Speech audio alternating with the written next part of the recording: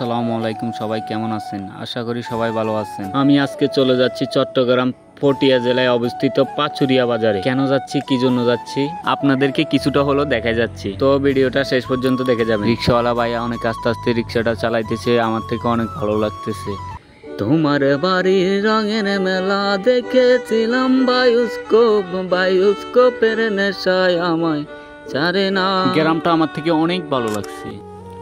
একটা রিক্সাওয়ালাই বুঝতে পারে টাকা কামানো কত যে কঠিন। কথা বলতে বলতে চলে এলাম পাচুরিয়া বাজারে। এই বাজারের দোকানগুলো অনেক সুন্দর, ভিডিওতে যতটুকু দেখতেছেন তার চেয়ে বেশি সুন্দর। দোকানদার মামাকে বললাম আমার জন্য একটা গেঞ্জি দেখান, উনি দুইটাই দেখাইছে, তাই দুইটাই কিনে লয়ে আইছি।